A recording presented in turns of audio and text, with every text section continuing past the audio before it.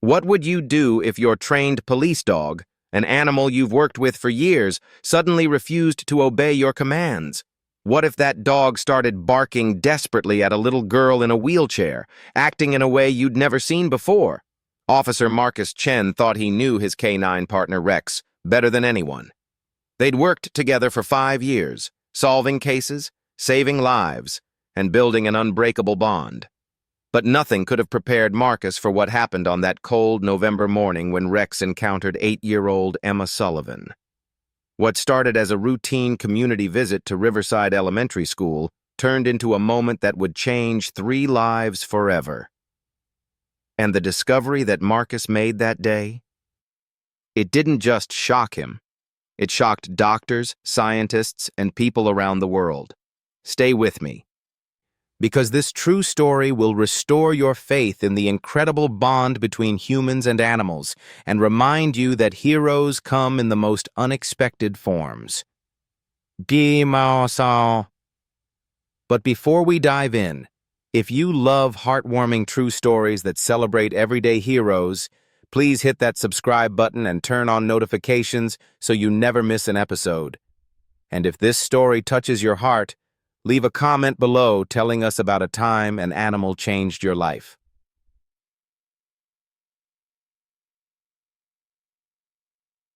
Now, let me take you back to where it all began. It was November 14th, a crisp Tuesday morning in the small town of Riverside, Washington. Officer Marcus Chen had been a member of the Riverside Police Department's K-9 unit for 5 years, and his partner, a German shepherd named Rex, was considered one of the best detection dogs in the state.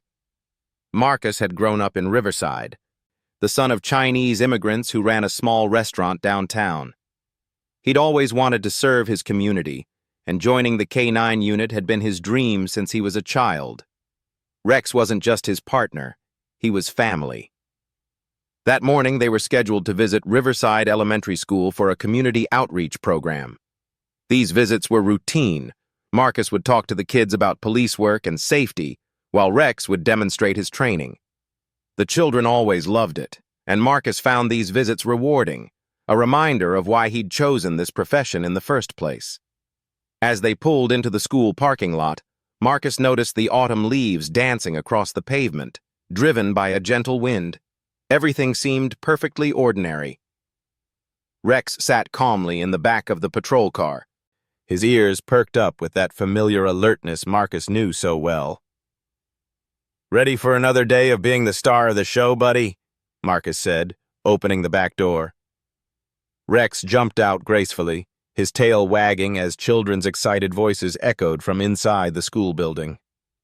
The assembly was held in the school gymnasium, and over 200 children sat cross-legged on the floor, their eyes wide with excitement. Marcus began his presentation, discussing the importance of community safety, showing the kids Rex's various skills, and answering their enthusiastic questions. Does Rex sleep in a dog bed or a police bed? Can Rex really smell criminals? How many bad guys has he caught? Marcus smiled at each question, patient and warm, enjoying the innocent curiosity of the children.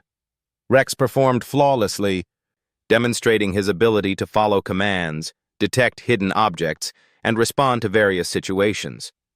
Then came the moment for the children to meet Rex up close.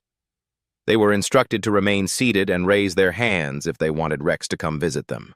Marcus had done this hundreds of times, and Rex always behaved perfectly, approaching each child gently, allowing them to pet him under careful supervision.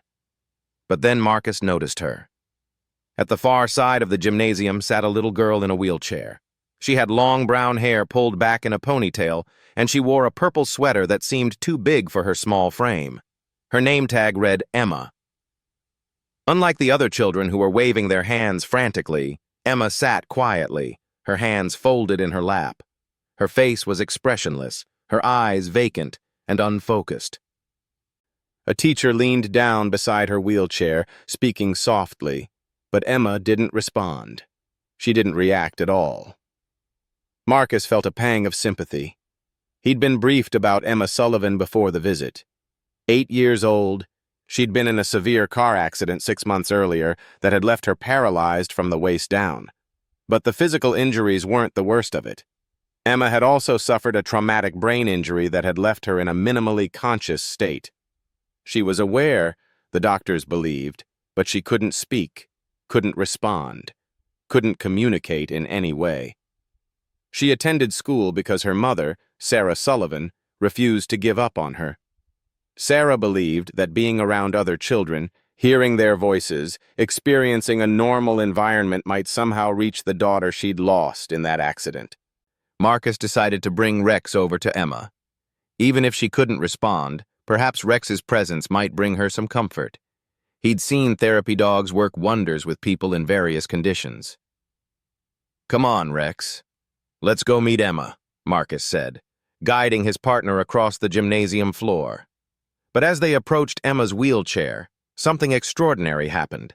Something Marcus had never witnessed in 5 years of working with Rex. The dog stopped dead in his tracks, about 10 feet away from Emma. His ears shot forward, and his entire body went rigid. Then, slowly, he began to whine, a high-pitched, urgent sound that Marcus had never heard from him before. "Rex? What's wrong, boy?" Marcus tugged gently on the leash, but Rex wouldn't budge. Then Rex did something that made Marcus's blood run cold. The dog started barking. Not his trained alert bark, not his aggressive warning bark, but a desperate, almost frantic barking that echoed through the gymnasium. His tail wasn't wagging. He was laser-focused on Emma, pulling against the leash, trying to get closer to her. The children around them fell silent. Teachers stood up, concerned. Principal Morrison approached, her face etched with worry. "Officer Chen, is everything all right? Is Rex okay?" Marcus was confused and embarrassed. I don't know. He's never done this before. Rex, heel, boy." But Rex ignored him completely. The highly trained police dog, who had always followed commands perfectly, was now pulling with all his strength toward Emma's wheelchair, barking continuously, desperately, as if he was trying to tell them something urgent. Emma, meanwhile, showed no reaction. She sat in her wheelchair, staring at nothing, unaware of the commotion Rex was causing.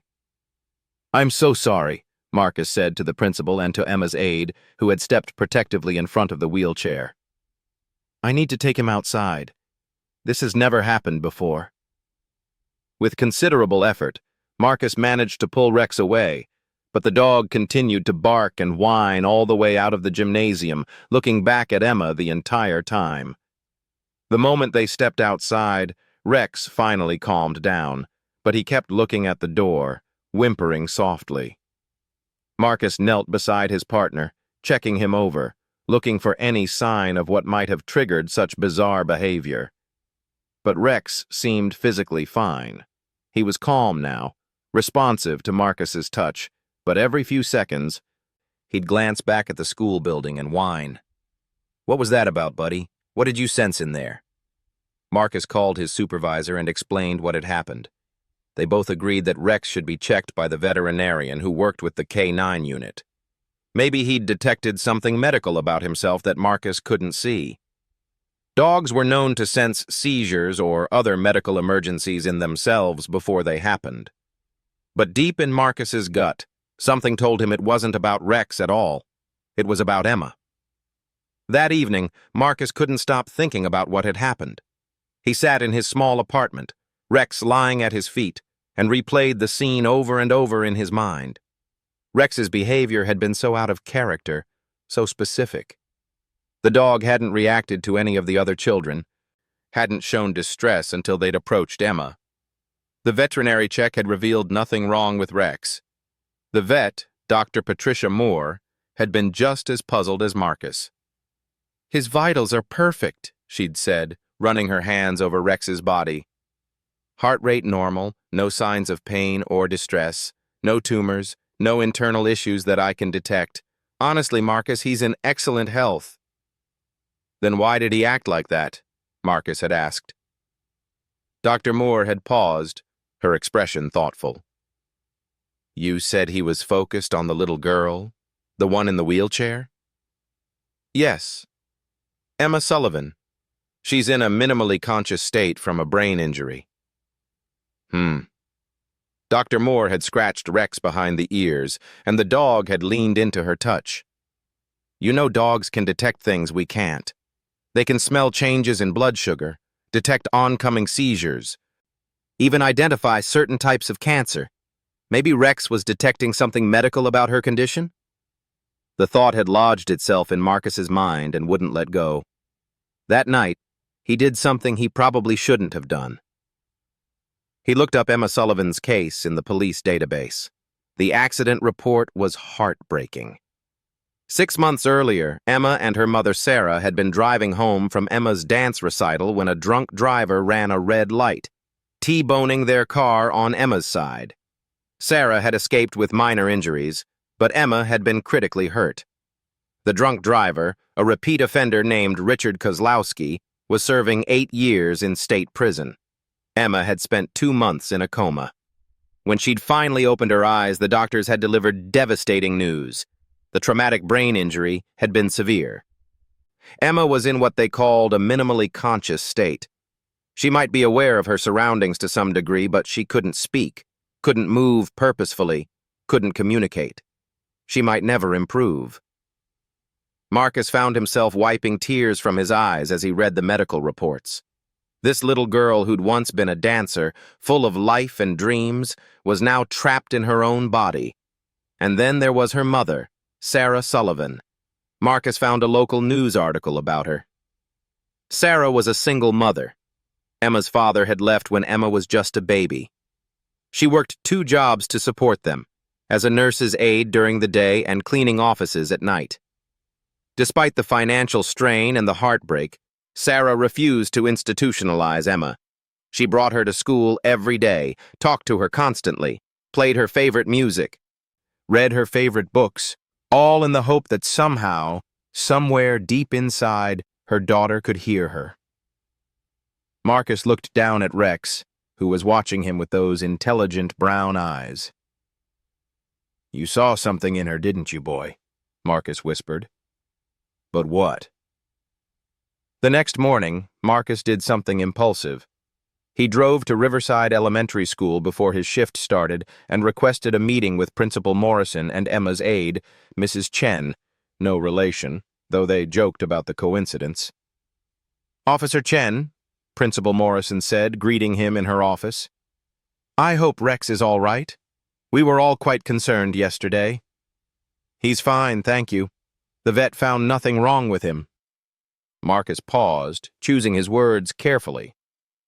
"I actually came to talk to you about Emma Sullivan." Mrs. Chen, Emma's aide, leaned forward. She was a kind-looking woman in her 50s with gray hair and gentle eyes. "What about Emma?" "I can't stop thinking about Rex's reaction to her. My canine vet mentioned that dogs can detect medical conditions that humans can't. Seizures, blood sugar changes, even some cancers. I was wondering, has Emma had any recent medical evaluations? Could there be something changing in her condition that the dogs might be picking up on?" The 2 women exchanged glances. Principal Morrison spoke first. "Emma has regular evaluations, but from what Sarah has told us, the doctors don't expect significant changes in her condition. They've said that after 6 months, what you see is typically what you get with these types of injuries." "But," Mrs. Chen interjected, her voice thoughtful, "I have noticed something lately. Small things. Really, probably nothing, but..." "What?" Marcus leaned forward. "Sometimes, when I'm reading to her or when the other children are playing nearby, I think I see flickers, like she's trying to focus on something. Her eyes will track movement for just a second, and once or twice I could swear her fingers twitched when I was holding her hand." Mrs. Chen shook her head. "But the doctors say those are just reflexes, not conscious movements. They've warned Sarah not to read too much into them." Marcus felt his heart rate increase. What if they're wrong? What if there's more awareness there than they think? Principal Morrison looked skeptical, but not unkind. Officer Chen, I understand you want to help, but Emma has been seen by some of the best neurologists in the state. If there was more they could do— I know, Marcus interrupted, then caught himself. I'm sorry, could I possibly visit Emma again? With Rex? In a more controlled setting? Maybe in Mrs. Chen's classroom rather than the big gymnasium? Mrs. Chen considered this. I'd have to ask Sarah's permission, of course, but if she agrees, I don't see why not. Sarah is desperate for anything that might help Emma.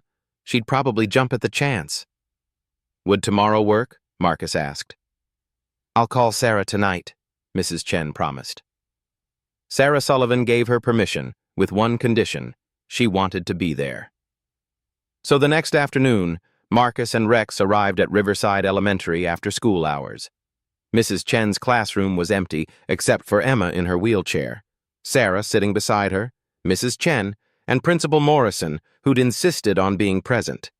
Marcus noticed Sarah immediately. She looked exhausted, with dark circles under her eyes, but when she looked at her daughter, her face filled with such love and hope that it made Marcus's chest ache.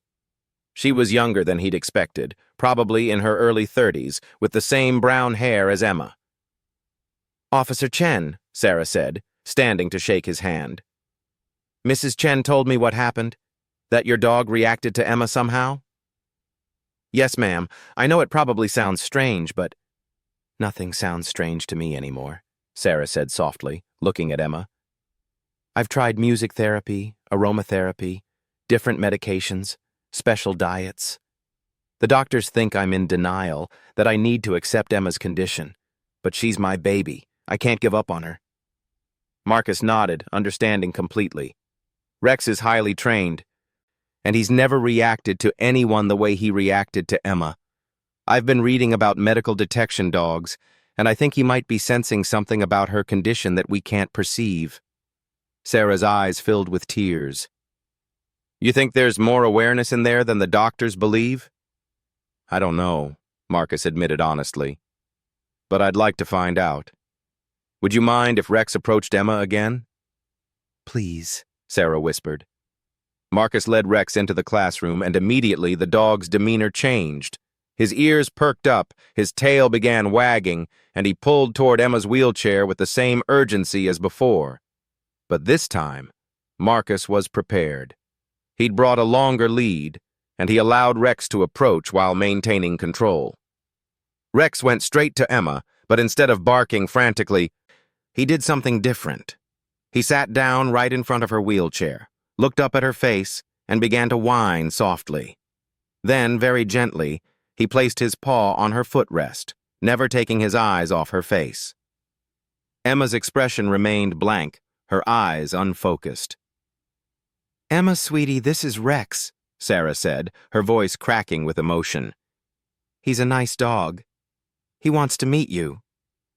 Rex whined again, louder this time. He stood up, walked around the wheelchair to Emma's right side, and very carefully, very deliberately, nudged her hand with his nose. And then it happened. Emma's right index finger twitched. Did you see that? Mrs. Chen gasped. I saw it! Sarah was on her feet immediately, kneeling beside Emma's wheelchair. Emma? Baby? Can you do that again? Rex nudged Emma's hand again, more insistently this time. And again, the finger twitched, but this time there was more. Emma's eyes, which had been staring blankly ahead, slowly, painfully slowly, moved down toward where Rex's head was. She was looking at him. Oh my God, Sarah sobbed. She's looking at him. Emma, can you see the dog? Can you see Rex? Marcus felt goosebumps rise on his arms. He'd witnessed incredible things in his career, but nothing like this. Rex continued to nudge Emma's hand, and now her whole hand was starting to move, trembling, shaking, but definitely moving with purpose, trying to reach the dog. She's trying to pet him, Marcus said, his own voice thick with emotion. For the next 10 minutes, they watched in awe as Emma slowly, with tremendous effort, moved her hand toward Rex. The German Shepherd stood perfectly still, patient and gentle. as if he understood the monumental effort this little girl was making. Finally, Emma's fingers made contact with Rex's head. She couldn't really pet him, her motor control was too impaired, but she was touching him, and there was no doubt that it was intentional. Sarah was crying openly now, holding Emma's other hand. "That's it, baby. That's it. You're doing so good. Mama's so proud of you." Principal Morrison, who Marcus noticed was also wiping tears from her eyes, spoke up. "Officer Chen, what do you think this means?" Marcus watched Rex and Emma, his mind racing. "I think Rex is detecting something. Some level of consciousness or awareness that's stronger than the doctors realized. Maybe Emma is more there than anyone knew." "We need to tell her doctors," Sarah said immediately. "We need to document this. Could you come with us to her next neurology appointment with Rex?" "Absolutely," Marcus said without hesitation. "We'll do whatever it takes to help Emma." The next 2 weeks were a whirlwind. Sarah arranged for an emergency appointment with Emma's neurologist, Dr. Raymond Porter, at Seattle Children's Hospital. Marcus requested permission from his supervisor, Captain Jenkins, to use Rex in this unusual capacity. Jenkins was skeptical but gave his approval, impressed by Marcus's dedication. Marcus also reached out to Dr. Patricia Moore, the K-9 unit veterinarian, and asked if she knew any experts in medical detection dogs. She connected him with Dr. Helen Alvarez, a researcher at the University of Washington who specialized in canine cognition and medical detection abilities. When Marcus explained the situation, Dr. Alvarez was immediately interested. "Dogs have been shown to detect minute changes in a person's biochemistry, body language, even brain activity patterns that we don't fully understand," she explained over the phone.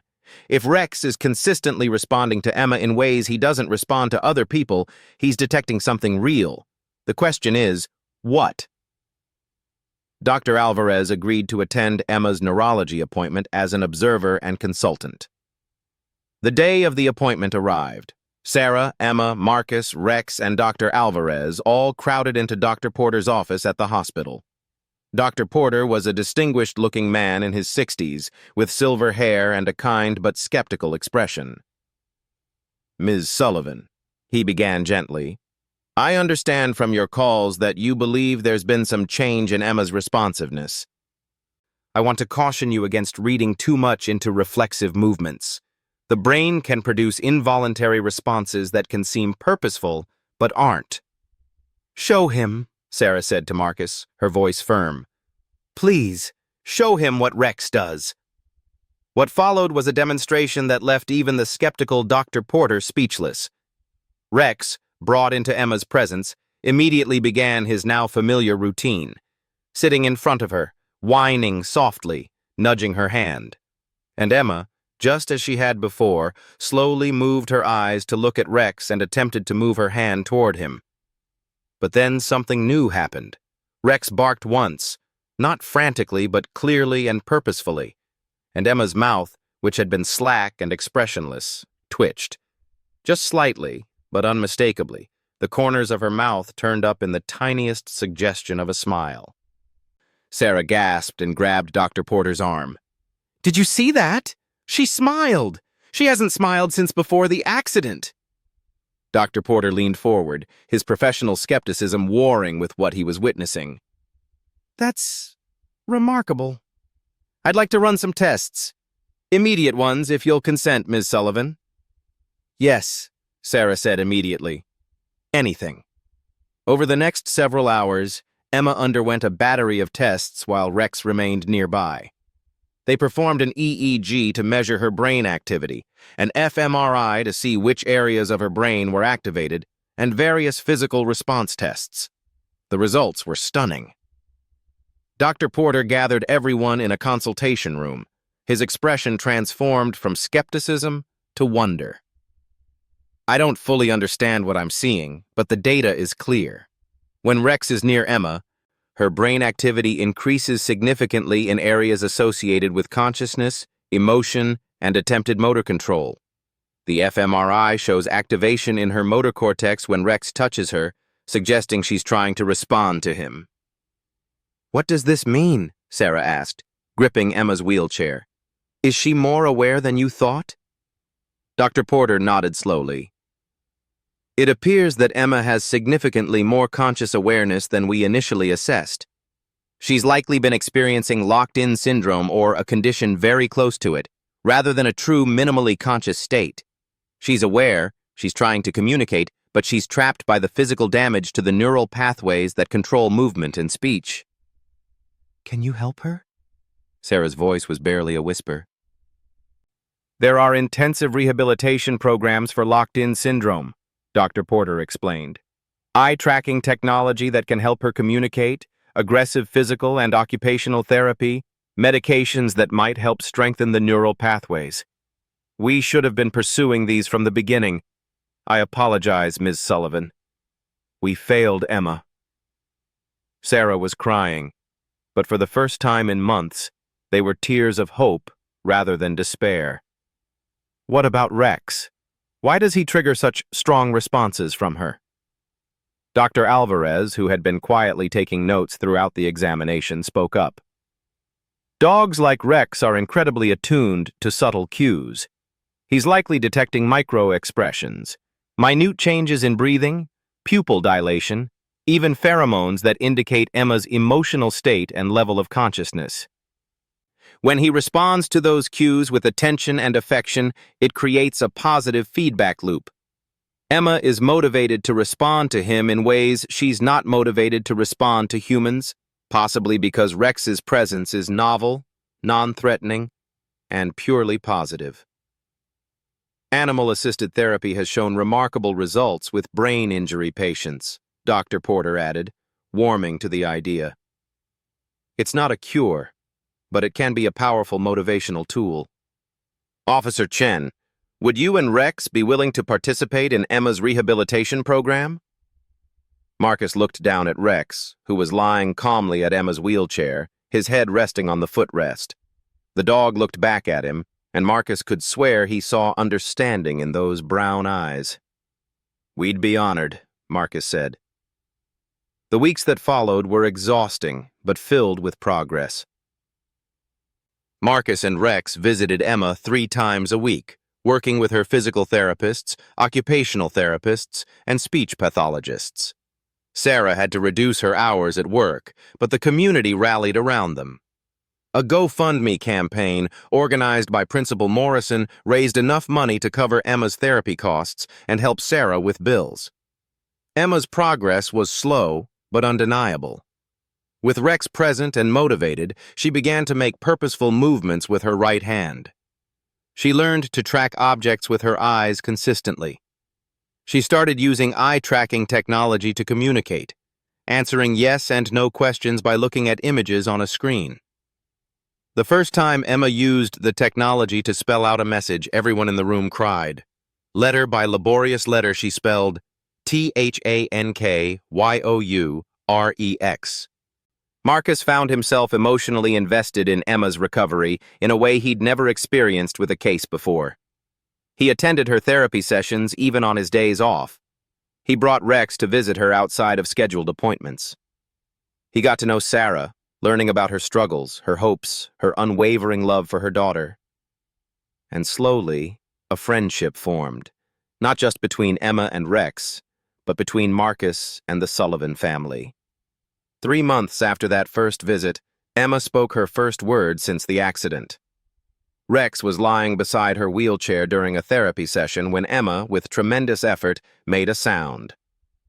Rrrr. Everyone froze.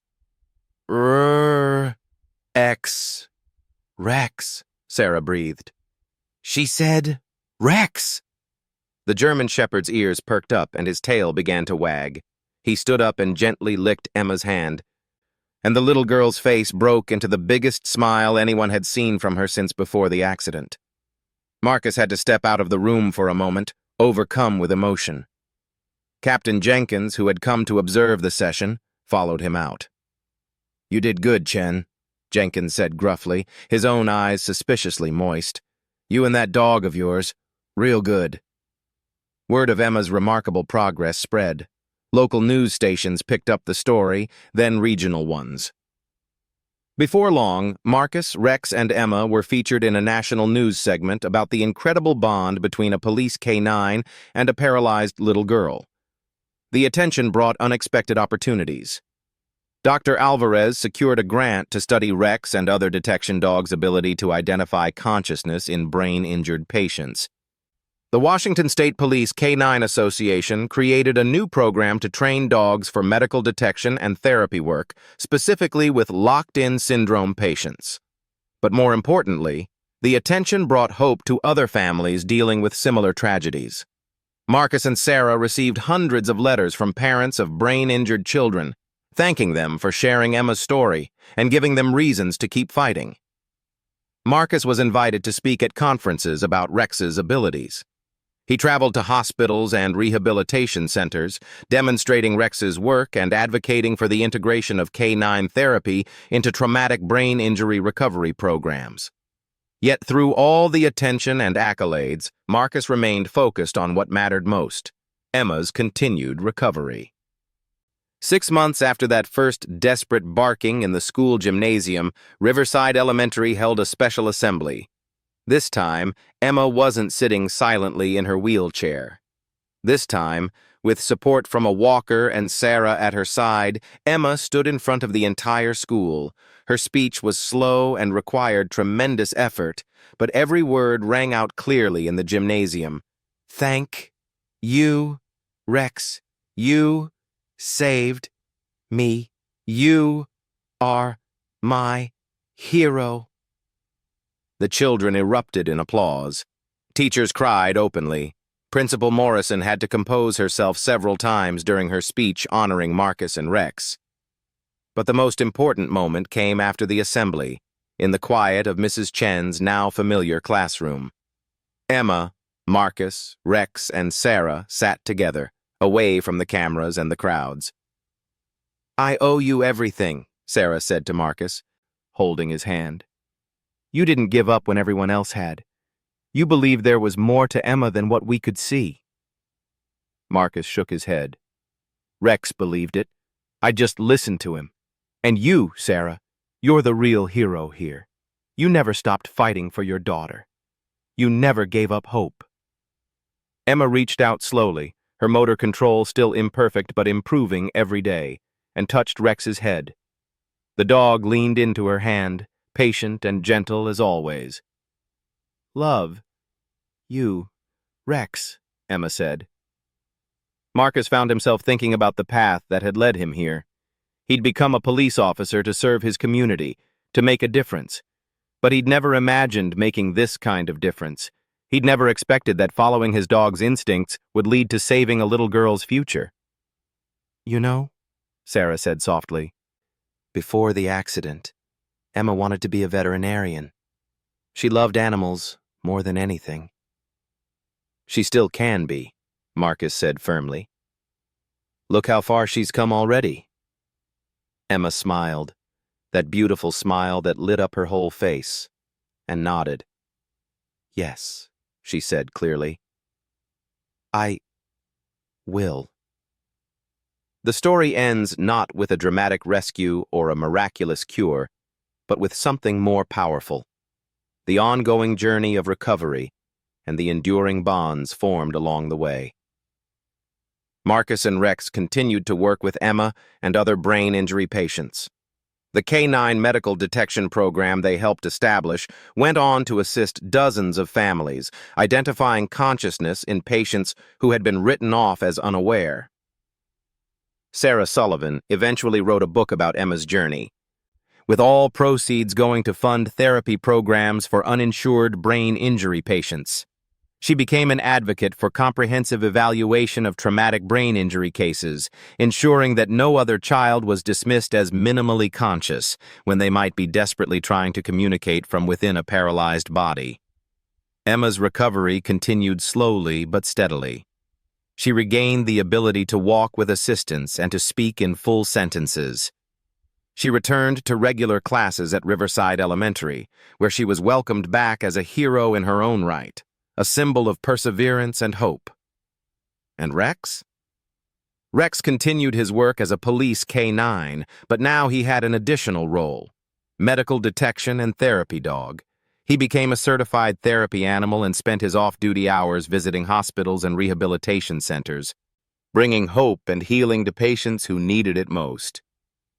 But every Tuesday and Thursday afternoon, without fail, Marcus brought Rex to visit Emma. They would sit in Sarah's small backyard, Emma practicing her physical therapy exercises while Rex lay nearby, ever watchful, ever patient, ever devoted to the little girl he'd saved simply by believing in her when no one else did. In the end, Marcus Chen would tell anyone who asked that he wasn't the hero of this story. Sarah wasn't the hero, despite her unwavering love and advocacy. Even Emma, despite her tremendous courage and determination, wasn't the hero. The hero was a German shepherd named Rex, who had listened to his instincts, trusted what he sensed even when humans doubted him, and refused to give up on a little girl trapped in her own body. Rex, who couldn't speak or explain what he detected, had barked desperately, frantically, trying to tell anyone who would listen. "She's in there. She's aware. She needs help. Don't give up on her." And because one police officer had the wisdom to listen to his partner, a little girl got her life back. Sometimes, heroes come in the most unexpected forms. Sometimes they have 4 legs and a tail. Sometimes they communicate not with words, but with desperate barking and unwavering devotion. Sometimes the greatest act of heroism is simply believing in someone when everyone else has stopped believing. And sometimes, that's enough to change the world.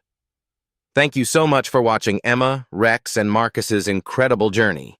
If this story touched your heart, please give it a thumbs up and share it with someone who needs to hear a message of hope today. Remember to subscribe to our channel for more inspiring true stories that celebrate courage, compassion, and the unbreakable bonds between humans and animals. Leave a comment below and tell us, have you ever witnessed the incredible intuition of an animal? Has a pet ever changed your life or someone you love? We'd love to hear your stories. Until next time, never underestimate the power of listening to our animal companions, to our instincts, and to those who cannot speak for themselves. Every life has value. Every person deserves a chance. And sometimes, all it takes is one determined dog to prove that miracles really do happen. Thank you for being part of this community. We'll see you in the next story.